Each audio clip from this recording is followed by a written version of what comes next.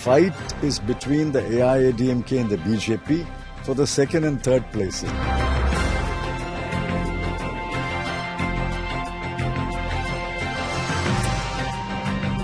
And today we believe is the inflection point that we have been waiting for a long time to move away from the so-called Dravidian era of politics.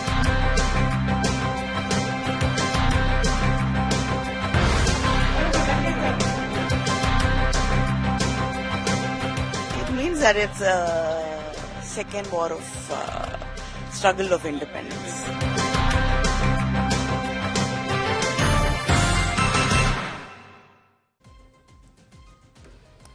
Hello and welcome. Good evening. You're watching India Today. I'm Akshita Nandagopal. Over the next 1 hour, we're focusing completely on the state of Tamil Nadu. The last few votes being cast as we speak. The voter turnout looks like at the end of the day, the data could touch just about 70%, similar to what we've seen previously in Tamil Nadu. Dismal turnout really, particularly in the urban pockets of Chennai. So if you haven't voted yet, you have just a few more minutes left to go out and cast your vote to exercise your franchise. But what really does this voter turnout actually indicate? What are the trends on ground? What does that mean? Does it mean a sense of anti-incumbency, or does it mean that there is a DMK wave in Tamil Nadu? We're going to be talking about that and getting you all of the highlights of polling day in Tamil Nadu. Let's begin with the headlines. First phase of voting for the 18th Lok Sabha polls on in full swing. 102 seats across 21 states and union territories vote. Turnout stands at 63% until 5 p.m. 9 Modi mantris in the poll free.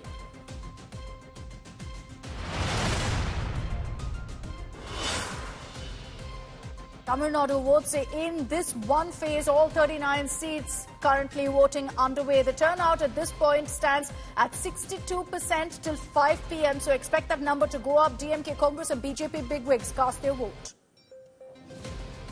Dravidian politics have become money-minded, corruption, family politics, dynastic, caste politics. And today we believe Tamil Nadu will move to a new era of politics. And April 19th will make it happen, and June 4th will tell us that it has happened. Home Minister Amit Shah files his nomination for India's election 2024 from Gujarat's Gandhinagar. Shah expresses confidence of a third term for Prime Minister Modi. प्रचंड बहुमत के साथ हर जगह कमल को खिलाए और 400 पार का लक्ष्य जो भारतीय जनता पार्टी के कार्यकर्ताओं को मोदी जी ने दिया है, इसको सिद्ध करने में हमारी सफलता करें. Congress versus left in Kerala explodes. Chief Minister Pinarayi Vijayan mounts another attack at Rahul Gandhi. Says the left isn't afraid of going to jail, unlike the Congress.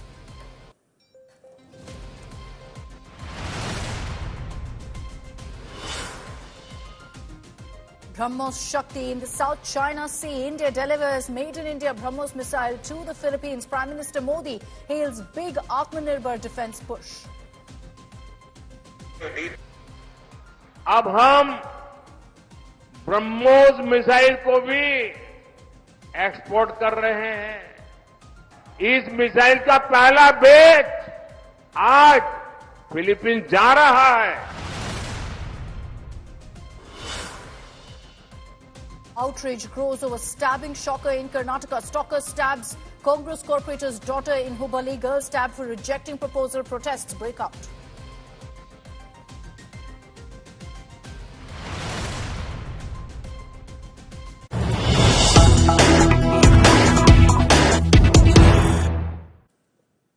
And let's begin by getting you the latest on the voter turnout. Data's out till 5 p.m. this evening. Overall in phase 1, the voter turnout stands at 63%. If we were to break that down for you state by state, beginning with Tamil Nadu, you've got 62% turnout that's been reported so far in Tamil Nadu.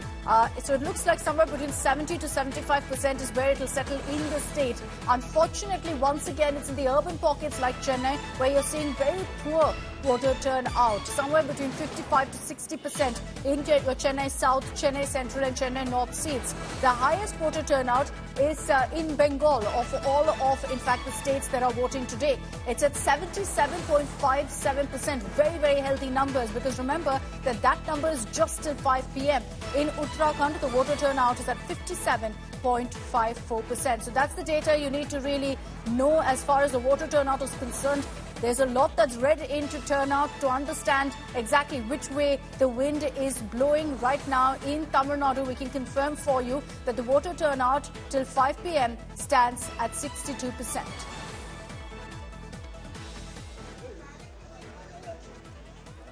All right, let's cut across to breaking news now coming in from Tamil Nadu. One of the keenly watched contests is that of Coimbatore, and there's a big polling day war that's broken out as the Tamil Nadu BJP chief, Annamalai, who's in the poll fray, has levelled a big conspiracy charge. Annamalai claims that there have been complaints from a large number of voters about their names missing from the voters list, and that this has been reported in many parts of Coimbatore. So Annamalai is demanding right now that there be a repoll in places where the names of a large number of voters have been missing. He alleges that there could be political interference in this. Let's in fact get you a reaction that's coming in from Annamalai, after which we'll take this across to our reporters.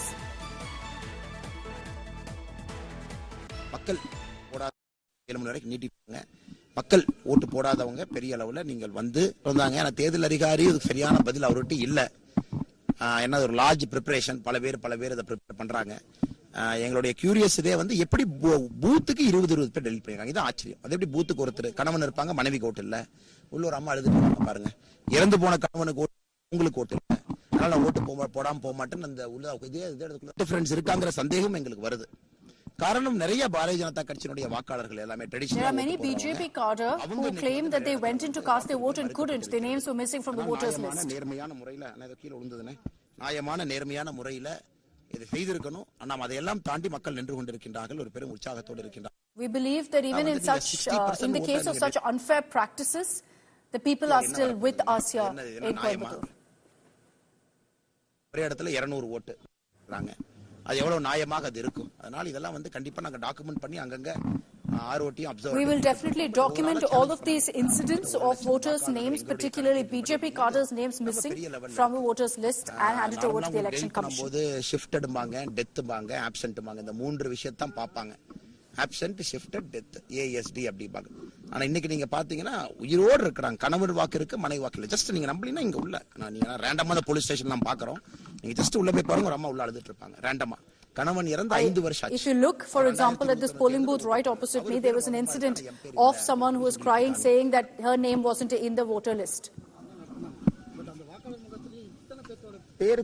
Okay, so those are highlights of what, in fact, Annamalai has had to say, where he's alleged that in Coimbatore there are many voters whose names are missing. Now, he claims that there's political interference involved in this.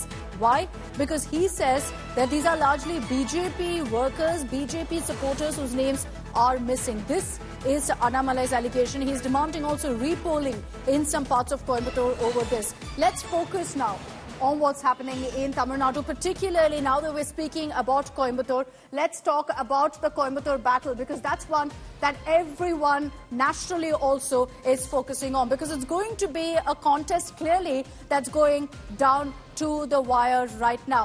Let's get you the data right now on Coimbatore and look at exactly who won in 2019. All right, so you had the left, the CPIM, which is in alliance, of course, with the DMK Congress. They, in fact, managed to win the seat with a vote share of 46%. And in second place, you had the BJP. Now, this is what the BJP is counting on. You see this 31% vote share that the BJP managed to get in 2019. Now, Annamalai is hoping that with his kind of campaign, they can actually build on this number of 31%, which isn't a bad vote share at all, and then ensure that they can actually win in this particular seat. But the DMK and Congress have a sizable presence here. So does the AIADMK, which is what makes this battle all the more challenging. And let me just show you quickly one more data with regards to Coimbatore. Now in 2019, while you see that particular vote share, it looks like it was a close battle, but actually when it came to the number of votes, it was a comfortable victory for the CPIM candidate, the veteran leader P.R. Natarajan, who's represented Coimbatore several times in Parliament. He won by a vote margin of over 1,79,000. And it wasn't like the BJP candidate was weak at that point. You had C.P. Radhakrishnan, who has represented Coimbatore twice before from the BJP. So that's why this battle is going to be particularly interesting, because you had the CPIM winning by that massive margin. It's challenging, no doubt, for Annamalai. Most analysts say that this is a contest that will go right down to the wire. And what will it focus on? If you look at the Coimbatore breakdown, essentially, you know, the urban votes, yes, the BJP is managing to reach out to them. The big question mark is over rural votes in Coimbatore. And if Annamalai can actually go ahead and get these rural votes, that really will be the game changer for him. Let's bring in our reporters on the ground. We've got Pramod Madhav from Chennai. We've got Shilpa Nair also joining us from another polling booth, Nagi Jun Dwarkanath, as well as Apurva Jayachandran, all of whom have been tracking all, in fact, the updates that have come in from ground zero on polling day. Pramod, if I can begin with you, can you run us through the controversy that's currently playing out in Coimbatore with Annamalai claiming that, you know, names of BJP cadres missing? Well, Akshita, Annamalai is very clearly mentioning that he has gone through several booths, and there he's stating that nearly BJP cadres have come forward and told him that nearly 1 lakh names are either mismatching or the votes are not there at all, and that's the reason he's bringing out this allegation, claiming that he will completely collect the data. Earlier, there were issues like this in Chennai as well, where an issue brought out stating that if the number was the button was pressed, the vote was going to one particular party only, but then the election officer gave a clarity stating that was not true. There was the VVPAT machine was a bit slow, and even before the machine could show the particular party's slip, the person left and the other person came over, and that caused an issue. But here Annamalai claims that the matter is much larger, and he states that nearly 1 lakh names have been lost and that are not available, and that's the reason he claims that he will take it forward, document it, and make sure that this is addressed, Akshita. Okay, Pramod, stay with me, and I'm going to bring in Shilpa, Apurva, as well as Nagi Jun on this broadcast. Just a quick roundup of all of the highlights that we've seen on polling day. We'll talk about Coimbatore also, but otherwise in Chennai, you had all of the big political bigwigs, the big faces of Tamil Nadu, including, of course, the big superstars from Bollywood coming out to cast their vote. Let's get you a quick roundup of those updates before I take this across to our reporters.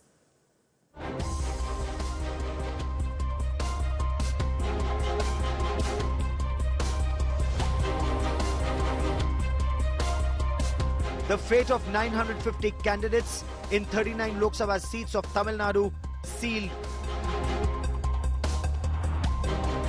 After a hard-fought campaign by the fronts led by DMK, AIA-DMK and the BJP, voters eagerly lined up at polling stations across the state on Friday, the first phase of nationwide elections. Chief Minister M.K. Stalin, accompanied by his wife Durga, DMK leader Kanimori, who's fighting from Thoothukudi, and BJP leaders L. Murugan, a contestant from Nilgiris, and Tamilisai Soundarya Rajan, a South Chennai candidate, voted in Chennai. Tamil Nadu Governor R.N. Ravi cast his ballot at a local polling station, joined by former Chief Ministers O. Paneerselvam and Edappadi K. Palaniswamy, and various other political leaders. Governor R.N. Ravi and Stalin encouraged citizens to fulfill their democratic responsibility. நான் என்னுடைய வாக்குரிமைக்குரிய ஜனநாயக கடமை ஆற்றியிருக்கிறேன். அதேபோல் வாக்குரிமை பெற்றிருக்கும் அனைவரும் தங்களுடைய ஜனநாயக கடமை ஆற்றிட வேண்டும். மறந்துவிடாமல் அதை புறக்கணித்திடாமல் அந்த ஜனநாயக கடமை ஆற்றிட வேண்டும் என்று உங்கள் மூலமாக நான் வேண்டுகோள் விடுக்கிறேன். I am immensely happy and proud to have participated in it. This mark is the most beautiful insignia of a citizen. And I would urge everyone, all citizens, especially the first-time voters, to take part in this festival with full enthusiasm, full zest. In central Chennai, DMK's Dayanidhi Maran, is fighting against BJP's Vinod P. Selvam. Maran also cast his vote. This election is to rescue India from the forces which are trying to divide India on the basis of caste and religion. Enough is enough. How long are you going to divide India? We want India, a progressive India. State BJP chief K. Annamalai cast his vote in Karur. Annamalai, who is the BJP candidate from Coimbatore, accused the DMK and the AIA-DMK of using money power to influence voters in the seat. Madam, I'm very, very supremely confident now because people are coming out in big numbers and they want to support Modi ji in a big way. And they want a continuity at the center. They want a change in the state government. And I'm very, very clear that people, especially brothers and sisters, Modi ji scheme's beneficiaries and farmers, Yuva, all our mothers and sisters and all our poor mothers and sisters who want an upliftment in their life which Modi ji is doing.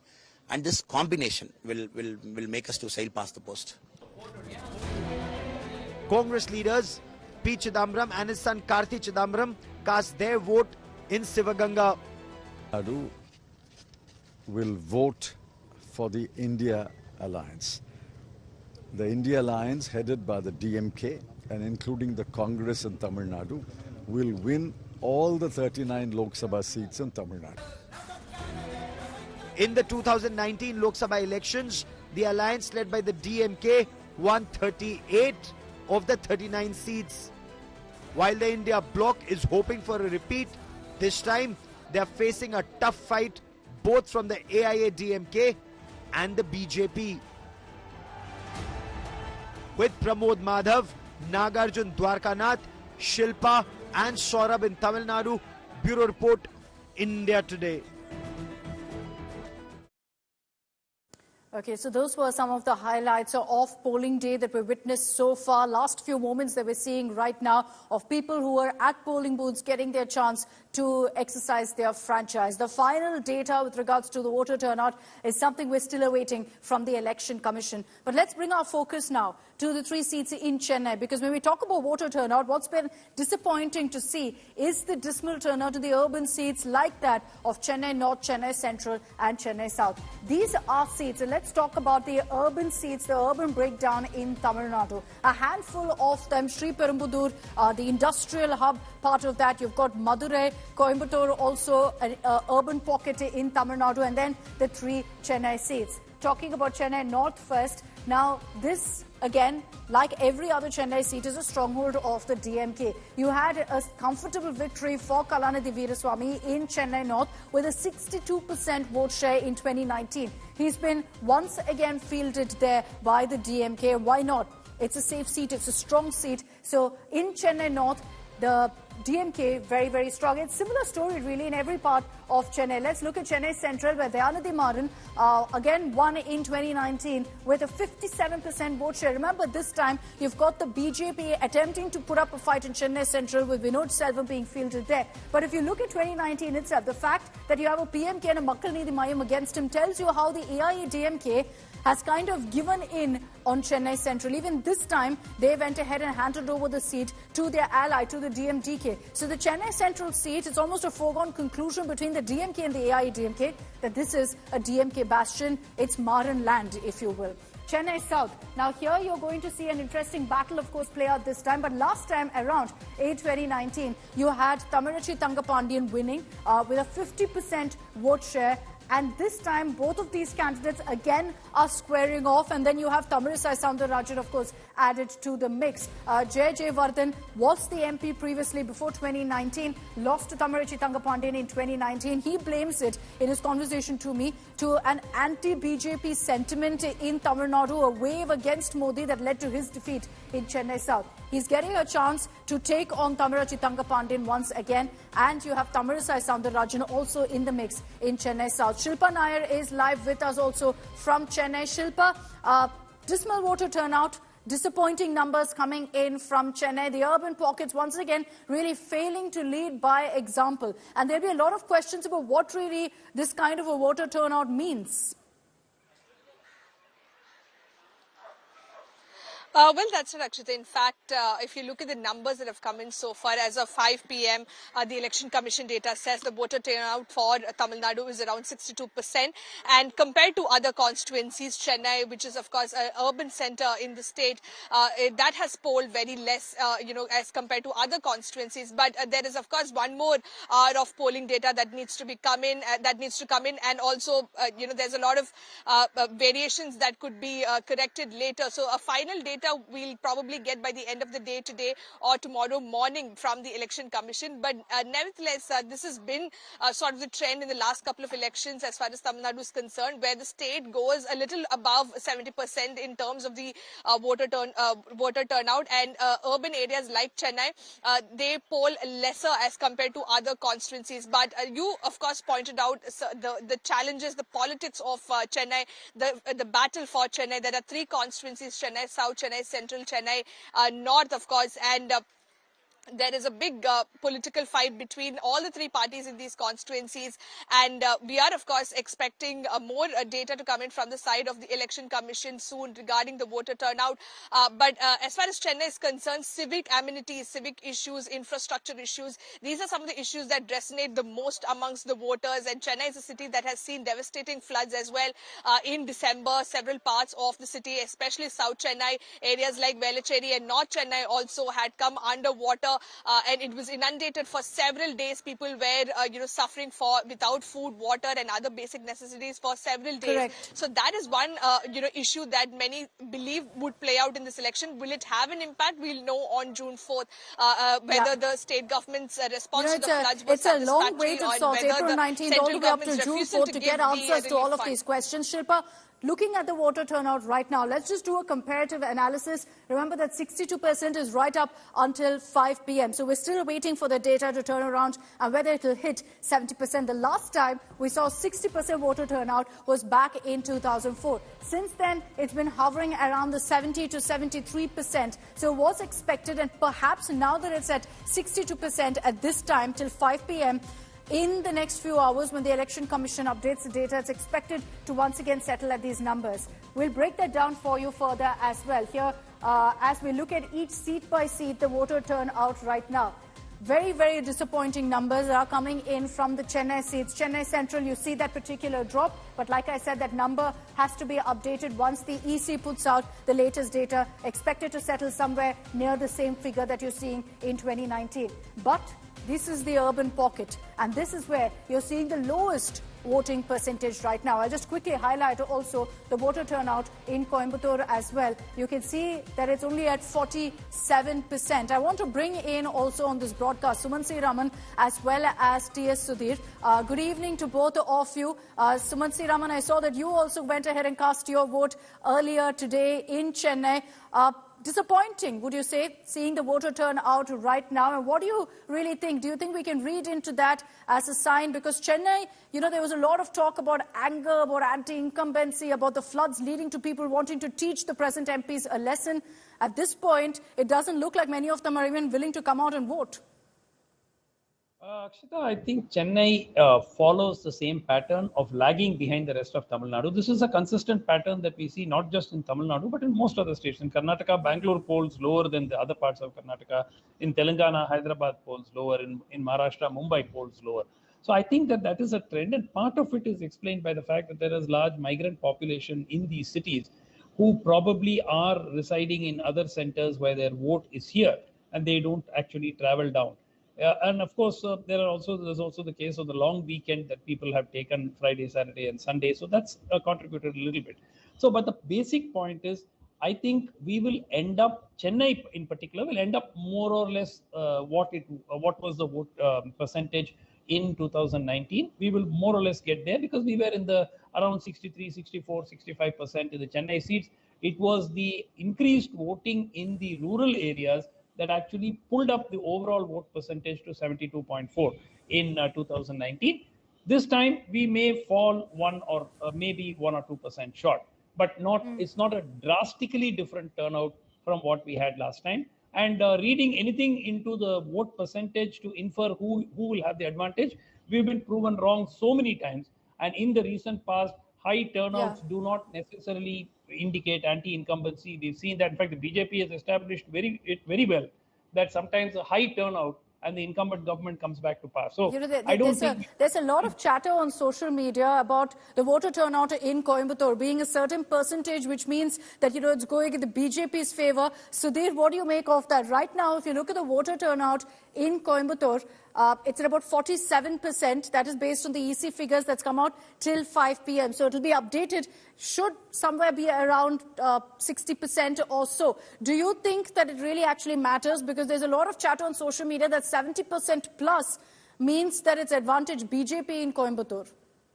Well, I wouldn't really go too much by the social media chatter because most of it is highly motivated, as you know. But yes, if the voting percentage is higher in the rural areas, now that could give some kind of hope to the BJP because it was supposed to be pretty strong in the urban pockets of Coimbatore. Because whether we like it or not, Annamalai had generated, the presence of Annamalai had generated a lot of interest in the election in Coimbatore. It was seen as a high-profile election, not just by the local media, but by the national media. Here was a person who was not a family politician, but someone who had made a lateral entry into politics just about 4 to 5 years ago. So in that sense, coming as a breath of fresh air. So there was definite enthusiasm, whether people were going to vote for him or against him. And I personally saw that, though on the ground there was, in the run-up to the election, there was a lot of chatter that this election is going to be DMK and anti-DMK vote, and the anti-DMK vote going to be split between the NDA and the AIDMK. In Coimbatore specifically, at least the impression I got was that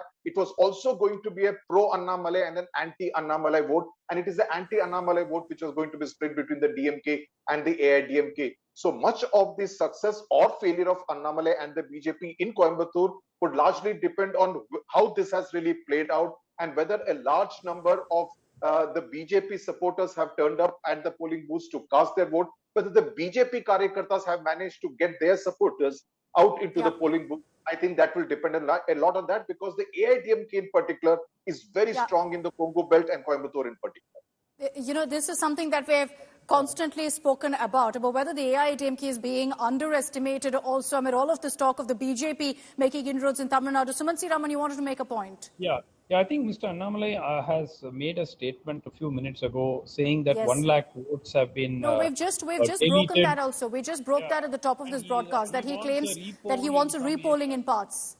So I think that is very significant because, it's extremely unusual to, for 1 lakh votes to be, deleted in any constituency. So I don't know, we have to wait for the Election Commission's version of that. And that, to me, seems extremely unlikely that, 100,000 people would have missed checking their names on the voters list before an election. But anyway, we'll have to wait for the Election Commission's response to that. But that, to me, does not sound like a very confident statement to have made. Okay. So you're saying that if we were, yes, just one line, 5.6 voter names have been deleted in Hyderabad constituency, just to kind of make a comparison. A lot of those kind of names, dead or migrated from that area, they have been deleted. You know what Annamalai is alleging right now? We broke that also at the top of our broadcast. He's alleging that these are BJP cadres' names which are missing from the voters list, which is why he's saying that, there's a political conspiracy involved. He says they have evidence, so we'll see what plays out in the Election Commission. I'll just quickly take this across to our reporters once again as well. Nagi Jun, who's been reporting from Chennai and getting us all the political action from there as well. Nagi Jun, if you focus right now on Coimbatore and the BJP's attempts to really create some sort of momentum in this particular district, knowing full well what's at stake with regards to Annamalai, this is perhaps the most crucial battle for them of all of the seats. There's a lot of talk about them perhaps winning 1 or 2 seats, their allies winning 1 or 2 seats, but Coimbatore is a matter of prestige. Well, that's true. In fact, if you speak to DMK leaders and AIDMK leaders off the record over a cup of chai, they too agree that it's a three-way fight in few seats. What was supposed to be a BJP zero Karyakartas in few constituencies have seen already Karyakartas there, people talking about them, not just on social media, but also they are seeing a swing in terms of the attitude of voters there, especially the first-time voters. Youth are being attracted towards BJP in few seats. It might not convert into seats, but definitely into vote share when leaders from all the two parties here, DMK and ANMK, they do agree that BJP is creeping into constituencies and taking their vote share.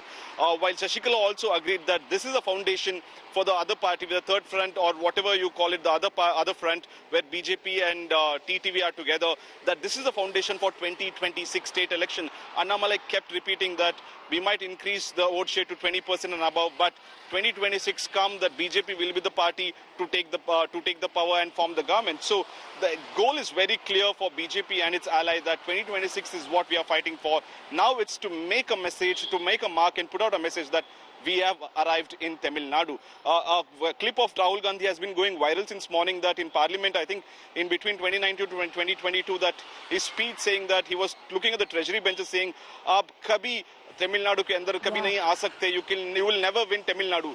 That video went viral today on Twitter and on Facebook, and people are saying, tagging the tweet saying that we are here, people are talking about us, and people are talking about BJP. You know, at this point, when you look at what everyone's saying, and I'm sure Suman SI Raman and Sudhir will also agree with me when I say this, that it seems almost a foregone conclusion that the vote share of the BJP will go up. But what about seats? They've put some high-profile faces out there. Let me just quickly run you through that as well. You've got Annamalai, who we've spoken about in great detail. Let's focus on Virudhunagar. This is one of those seats where you actually have a three-way battle, because you have Manikam Tagore of the Congress, who's been fielded senior leader. He's looking to come back to power from Manikam Tagore. Now, the AIADMK has given this seat to the DMDK, and this is an interesting candidate because you've got Vijay Prabhakaran, all of 33 years old, looking to take forward the legacy of his father, of Captain Vijay Kant. So he's been using, his father's demise as an emotional calling card, saying, I'm looking to live up to my father's legacy. His campaign, which I covered, was very interesting because you had a whole lot of people, and very humbly him reaching out to elders saying, give me a chance. This is his electoral debut. And then you have Radhika Sarath Kumar, who's been fielded by the BJP. Her campaign was completely star-studded. You had crowds gathering just to catch a glimpse of her and her husband as well. So this is one seat where the BJP's put up a high-profile face. Then, of course, you have also Nilgiris. Let's talk about Nilgiris, because you've got A. Raja there of the DMK, former union minister, needs no introduction. You've got Union Minister L. Murugan, who's been fielded by the BJP. This is a seat that, again, the DMK comfortably won in 2019. What really happens this year, we'll have to see. The BJP essentially has taken the strategy of throwing every senior leader that they have in the poll fray, not holding back whatsoever. So you see again in Chennai South, Tamilisai Soundararajan, who was pulled out as governor, resigned, and now is back in electoral politics. Where you see this kind of leaders who've been put really in the fray by the BJP. Sudhir, if I can come across to you first on that, do you sense that the BJP's game here is not necessarily to win seats, but to ensure that they take a chunk off the vote share by putting a Tamilisai Soundararajan, by putting an L. Murugan, by putting an Annamalai even? Well, I think as far as the mind space of the voter in Tamil Nadu is concerned, the BJP is always conscious of the fact that it was always a choice between the two Dravidian parties. I don't like the DMK, I'll vote for the AIADMK. If I'm angry with the AIADMK, I don't have a choice beyond the DMK. What the BJP and the NDA by extension in this election has done is to provide the voter with a very clear alternative with a very high-pitched, high-decibel kind of a campaign. And I think as far as these constituencies that you have mentioned, in at least 8 to 10 constituencies, they have kind of gone into great detail as to what kind of a caste combination would work, what kind of other dynamics that need to be taken into account, and have fielded good candidates who have a good fighting chance. Now, whether they manage to win or not, we don't know. But if the NDA manages to end up a good second, that would be a big victory in itself, because that would position the NDA as a formidable opponent as far as the 2026 assembly elections is concerned. Because 2024, in many senses, especially for a party like the AIADMK, is also being seen as a semi-final before the final in 2026. So if the BJP does well in terms of both vote share, in terms of ending up a good second in many of the 39 constituencies, I think the NDA should be quite happy with that. The icing on the cake. What's a good vote share to you? Sudhir, what's a good vote share for the BJP? Well, a good vote share, I mean, Annamalai has been talking about 25%, but anything upwards of 17 to 18%, I think the BJP would have good reason to be happy, because this is an election where it is the leader. Because in 2019, essentially, it was fighting on the back of the AIDMK's strength on the ground. This is the NDA where the BJP is the leader, so it would have to do really the much of the heavy lifting, as they say in corporate terms, in this election. If you look at that number, let's take a look at the breakup really of how much the BJP managed to get in 2019. 3.6% is how much the BJP actually managed in 2019. So if you're going to see a jump from that to, let's say, a 15, 17%, that's a big number. Annamalai, as Sudhir also pointed out, is talking about a 20% plus vote share. But that number actually going up is a huge deal. And what they're counting on is actually eating into the 19.4% of the AIADMK. The alliances also are very different. So they're counting on really ensuring that the BJP here, along with partners like the PMK, like the TMMK, AMMK, they all come together and really make a big difference. Let me bring in now Apurva Jayachandran also on this broadcast, who's joining us from Chennai. Apurva, you had a conversation earlier with Udayanidhi Stalin, and he was fairly confident, said very clearly that, look, this is an election for the DMK to win. Well, definitely, Akshita, because not only Udayanidhi Stalin, but also MK Stalin, who's the current Chief Minister of Tamil Nadu, Dayanidhi Maran, who is the contesting candidate there from, Chennai Central, all of them seem quite confident enough that the DMK is and the India Alliance there is going to win by a large number.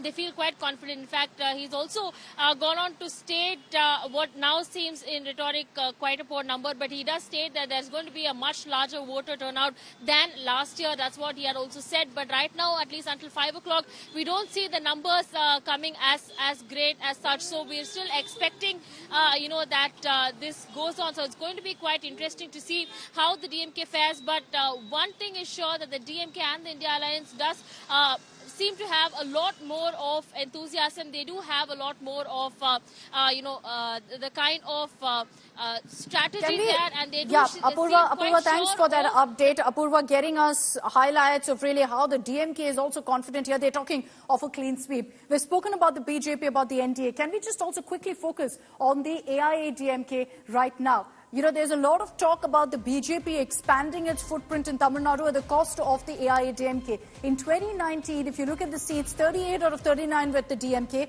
Just one seat went to the AIADMK, which was Theni, where you had O.P. Ravindranath winning OPS's son.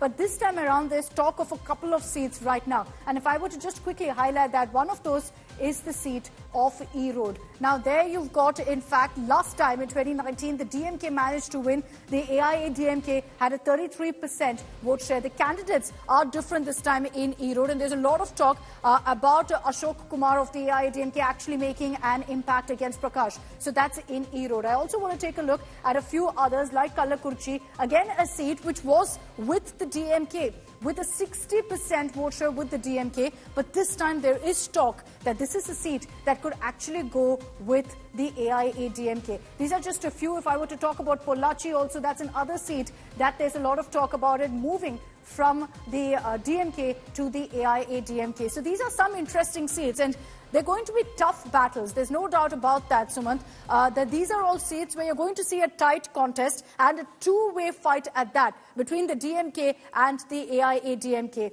But will it actually translate to an AIADMK win is the question. These are just some of the seats that I've highlighted. Yeah, I think that among the seats, the other seats which probably deserve mention where the AIADMK has an outside chance is the seat of Tirupur. Tirupur, Pollachi, Namakkal, Erode are four of the seats which the AIADMK, and of course Kalakurchi, as you rightly said, where the AIADMK would be hoping to make an impact. Now, whether they will win those seats, they will certainly be second, or they could potentially, have an upset win in one or two of those seats. Other than that, in about 30 of the 40 seats, if you include Puducherry, the AIADMK candidates are likely to end up in second place with a reasonably healthy vote share. My gut feel is anything about 28% to maybe 30+%.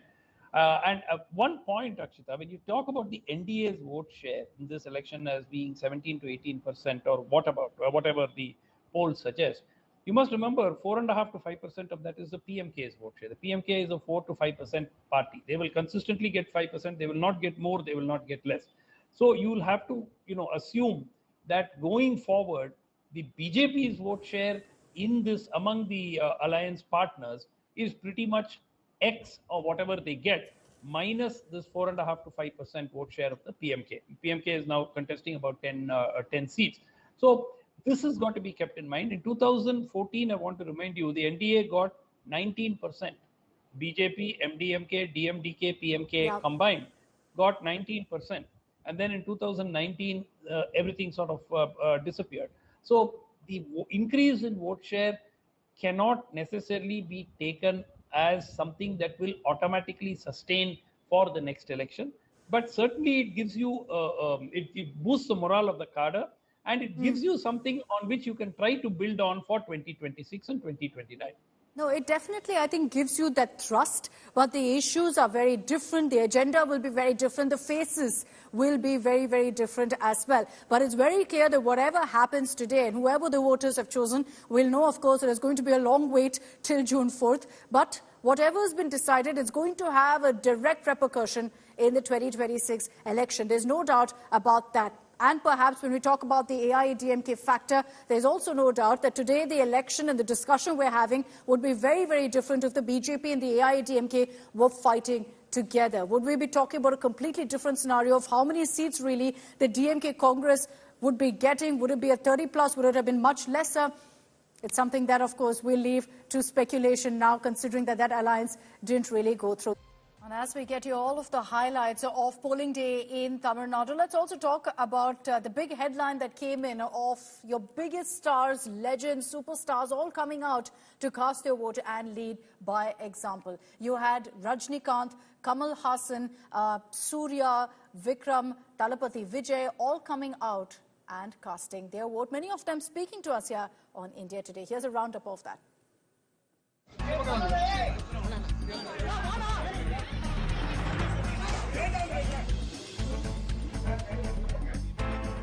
India celebrates the biggest festival of democracy.